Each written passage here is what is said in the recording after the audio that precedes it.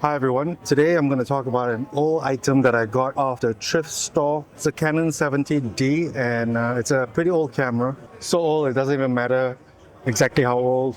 And I started to get these discounted APS-C, EF and EFS mount lenses, and they're really good priced. But when you get these old lenses, you still need to have a pretty good camera body. But I think I've forgotten what it was like to use an optical viewfinder. Now that I've tried it again, I think I'm really quite in love with it.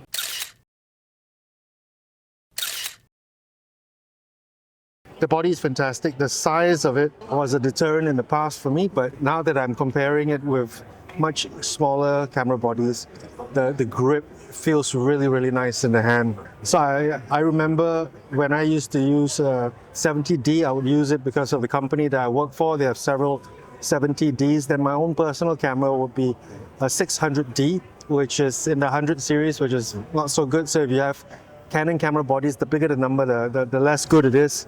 But that's not always the case because the 70D is significantly better than the 7D, and the M50 is actually better than the M5 in some sense. Right? The M5 is weather sealed, the M50 is not, but the M50 has better, more updated electronics. I only paid $180 for this camera. The experience for me has been really good so far, and I highly recommend that you do pick up one still. I think it's still relevant because even though it shoots in 1080p, that's the only resolution I publish my videos at anyway. I don't really see a need to ramp up the resolution too much because at the end of the day, it's the story that matters in a video, I think.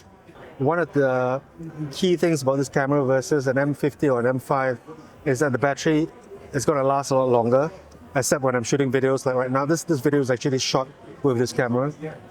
Because the LCD only engages when it absolutely needs to. So when you take a picture, it'll display for 2 seconds before it shuts off.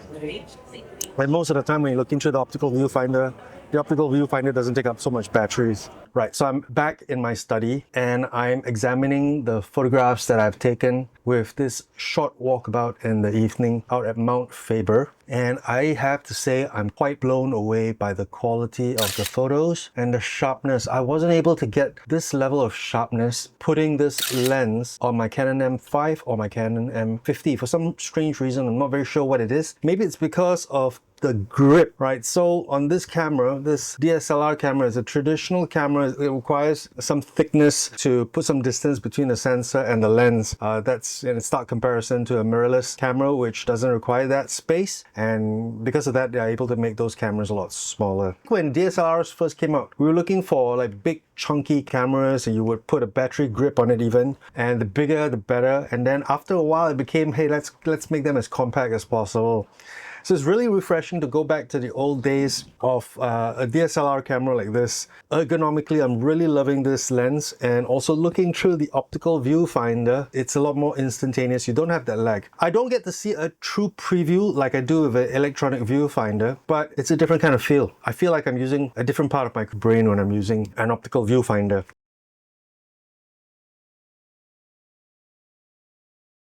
Well, this is interesting because I was just singing quite a bit of praises about the Canon 700D, and it is fantastic. But the set that I had, on closer inspection, I realized that the barn door had a tear. So if you're going to get one, do inspect it carefully because the 700D is a very old camera. So what I did was I actually managed to get my money back. It wasn't easy because I picked up the camera online. So I'll say I almost got fleeced. But after much persuasion, which meant that I threatened to call the police, he finally gave me my refund. And so I picked up the 700D, which is what I'm shooting this video with. And I've also tried walking around with the 700D and taking some pictures, and I realized that the dual pixel autofocus system is far superior to the 700D. So if you can get yourself a good working 70D in a respectable condition, then I think that you're in good shape. But both the 70D and the 700D are rather old cameras, as it were. So you really have to check and inspect both the external and interior